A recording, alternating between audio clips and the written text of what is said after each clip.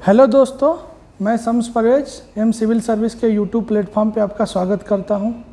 आज हम बात करेंगे कि यूपीएससी है क्या, यूपीएससी की तैयारी कैसे किया जाए, यूपीएससी के एग्ज़ाम्स को कौन कौन दे सकता है, कब तक आप दे सकते हैं, यानी किस उम्र तक दे सकते हैं, इसका क्वालिफ़िकेशन क्या होना चाहिए, यही सब बातों का हम बात करेंगे। इसके अलावा हम यह भी बात करेंगे कि इसका एग्ज़ाम्स कितने मार्क्स के लिए होता है, इसका सिलेबस क्या है और कौन कौन पेपर नेचर में क्वालिफाइंग होता है और किसके बेस्ड पे आपका जो है मेरिट लिस्ट का निर्धारण होता है।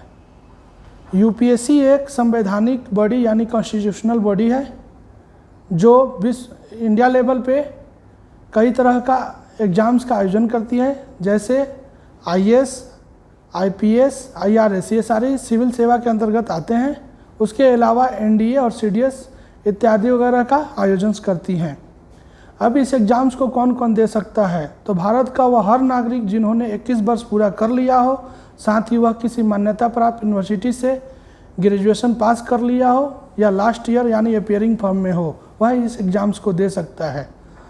अब दूसरी हम बात करेंगे कि इसकी उम्र सीमा क्या होती है। तो सामान्यतः जनरल कैंडिडेट के लिए इसकी उम्र सीमा 21 वर्ष से लेकर 32 ईयर यानी 21 ईयर से लेकर 32 ईयर्स तक निर्धारित किया गया है। साथ ही यह 6 अटेम्प्ट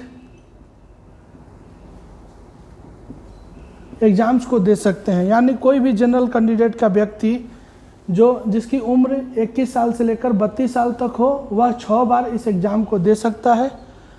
उसके बाद से बात आती है ओबीसी के लिए। ओबीसी का व्यक्ति 21 से 32 ईयर तक तो दे ही सकता है, साथ ही 3 वर्ष का इनको छूट दिया गया है, यानी ये 35 साल तक 9 बार यानी 9 अटेम्प्ट के लिए एग्ज़ाम दे सकते हैं। और एससी एसटी के लिए यानी अनुसूचित जाति अनुसूचित जनजाति के लिए 21 वर्ष से 32 वर्ष और प्लस 5 ईयर्स का छूट दिया गया है, यानी 5 वर्ष का जो 5 ईयर्स होते हैं उनको छूट दिया गया है एज में, और ये अनलिमिटेड यानी 37 साल तक कितना भी बार आप ये एग्ज़ाम दे सकते हैं, एससी एसटी कैंडिडेट केवल। उसके बाद से बात करते हैं कि इसका एग्ज़ाम्स कितने मार्क्स का होता है। तो जैसा कि यहाँ पे आप देख रहे हैं कि प्रारंभिक परीक्षा 3 चरणों में होती है, यूपीएससी परीक्षा 3 चरणों में होती है। प्रारंभिक परीक्षा, मुख्य परीक्षा और तीसरा जो होता है इंटरव्यू, ये 3 चरणों में होती है। पहली जो प्रारंभिक परीक्षा होती है वो 400 मार्क्स का होता है। इसमें 2 पेपर्स होते हैं, पहला जीएस पेपर और दूसरा सीसेट। जीएस पेपर के आधार पर मेरिट लिस्ट तय किया जाता है, जबकि जीएस नेचर में क्वालिफाइंग होता है। इसमें सिर्फ पास मार्क्स यानी 66 नंबर लाने होते हैं। अब हम बात करेंगे कि दूसरा जो पेपर है वो कितने मार्क्स का होता है। तो जो मुख्य परीक्षा होती है वो 9 पेपर का होता है। इसमें 7 पेपर के लिए कंपलसरी होता है, यानी कंपलसरी बोल सकते हैं, ये मेरिट लिस्ट के लिए माना जाता है और इसी के आधार पर मेरिट तय किया जाता है। 2 जो पेपर होता है, 2 पेपर वो नेचर में क्वालिफाइंग होता है। हम आगे बात करेंगे। यहाँ पे 2 पेपर, इसमें जो 8 शेड्यूल का कोई भी एक लैंग्वेज, जो 22 लैंग्वेजेस दी हुई हैं उसमें से एक आपको चुनना है और उसमें से एक आप लैंग्वेज के आधार पर एग्ज़ाम दे सकते हैं। दूसरा आपको इंग्लिश कंपलसरी होता है, यानी ये नेचर में क्वालिफाइंग होता है लेकिन ये आपको देना एग्ज़ाम ज़रूरी होता है। उसके बाद से तीसरा जो चरण होता है इंटरव्यू का, वो 275 मार्क्स का होता है। इस तरह जो टोटल एग्ज़ाम होता है वो 1750 मेंस यहाँ पे होता है, 400 ये हो गया। तो यानी इसका जो मेरिट लिस्ट बनता है यही दोनों के आधार पे होता है। ये जो पहला टेस्ट होता है वो केवल बड़ी संख्या में जो कॉम्पिटिटर्स हैं उनकी भीड़ को कम करने के लिए यहाँ पे एग्ज़ाम तय किया जाता है।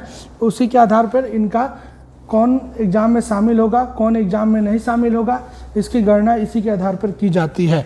और ये जो मेरिट लिस्ट का जो तय किया जाता है वह सिर्फ मुख्य परीक्षा और इंटरव्यू बेसिस, जिसको हम पर्सनालिटी टेस्ट के नाम से जानते हैं, इसी के आधार पर, यानी जो टोटल यूपीएससी की परीक्षा है वह 2025 नंबर का होता है।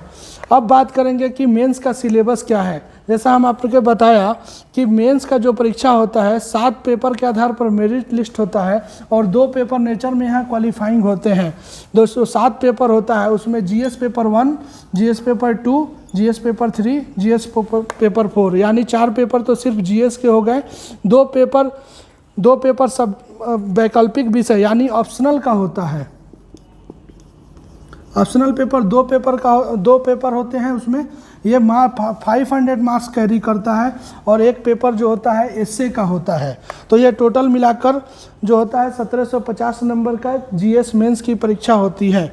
और जीएस मेंस फर्स्ट पेपर में Indian heritage and culture, history and geography of the world and society से क्वेश्चंस पूछे जाते हैं। जब दूसरे पेपर की हम बात करते हैं तो वो governance, constitution of India, polity, social justice और इंटरनेशनल रिलेशन से क्वेश्चंस पूछे जाते हैं। जब तीसरे पेपर की हम बात करते हैं तो उसमें economics, science and technology, environment, disaster management और इंटरनल सिक्योरिटी से क्वेश्चंस पूछे जाते हैं। और जो 4th पेपर होता है वो इथिक्स एंड इंटीग्रिटी और एप्टीट्यूड से क्वेश्चन पूछे जाते हैं। इस तरह जो टोटल नंबर होता है वो यहाँ पे 1000 सिर्फ जीएस के लिए होता है और 500 ऑप्शनल होता है, जिसमें कोई भी यूपीएससी के गाइडलाइंस में बहुत एक लंबी लिस्ट दी हुई है, आप उससे चयन कर सकते हैं। इसमें भिन्न भिन्न तरह के सब्जेक्ट जैसे history, geography, political science, public administration, anthropology इत्यादि दी हुई हैं। तो उसमें से आप अपने अनुसार, अपने रुचि के अनुसार कोई भी एक सब्जेक्ट का चयन कर सकते हैं और अपना ऑप्शनल तय कर सकते हैं। ऐसे पेपर ये सब्जेक्ट के आधार पर तय किए जाते हैं, सब्जेक्ट से रिलेटेड होते हैं। जो आप सब्जेक्ट जीएस के लिए पढ़ते हैं, ऑप्शनल के लिए पढ़ते हैं, उसी के आधार पर मिलते जुलते होते हैं। यानी इसमें सारे जो पेपर्स होते हैं ये हम मान सकते हैं कि जीएस, पीटी के लिए, मेंस के लिए ये सारे एक दूसरे से रिलेटेड होते हैं और थोड़ा थोड़ा डिफरेंस होता है। आप समझ सकते हैं सिलेबस का ज़्यादा का डिफरेंस नहीं होता है।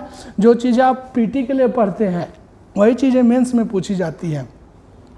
इस तरह आप समझ सकते हैं कि आप अगर मेंस के अच्छे से तैयारी करते हैं तो पीटी का तैयारी ऑटोमेटिक हो जाता है। जो अच्छे स्टूडेंट होते हैं, जो टॉपर्स होते हैं, उनकी आप बात सुने या माने तो वो मेंस का ही तैयारी करते हैं, उसी के आधार पर उनका पीटी का अच्छे से तैयारी हो जाता है। लेकिन जो ग्रामीण बैकग्राउंड के स्टूडेंट हैं वो चाहे तो साथ साथ पीटी का भी हल्का फुल्का तैयारी कर सकते हैं और इस तरह आपका पूरा सिलेबस कंप्लीट हो सकता है। ये ध्यान रहे कि ये 2 पेपर जो है क्वालिफाइंग में, एक तो 8 शेड्यूल का जो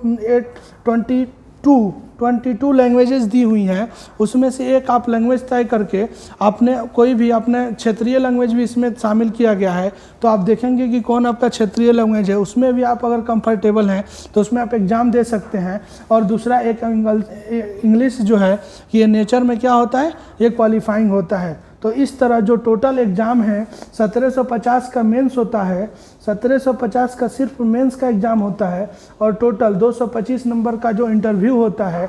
इस तरह 2025 नंबर का टोटल एग्ज़ाम होता है। इसी के आधार पे मेरिट लिस्ट तय की जाती है और जो 400 नंबर का पीटी होता है वो सिर्फ और सिर्फ जो कॉम्पिटिटर्स हैं उनकी भीड़ को कम करने के लिए एग्ज़ाम्स किए जाते हैं। तो ये रहा आज का पूरा सिलेबस कि कौन कैसे तैयारी कर सकता है। अगले हम वीडियो में बात करेंगे कि आप कौन सा बुक्स से पढ़ें कि आप अच्छा होगा, आप बेटर बुक्स का चयन कैसे करें, इसकी हम बाद में बात करेंगे। और अगले वीडियो में हम यही लेके आएंगे कि बुक्स का कैसे चयन किया जाए। चलिए तब तक के लिए हम विदा चाहता हूँ। जय हिंद, जय भारत।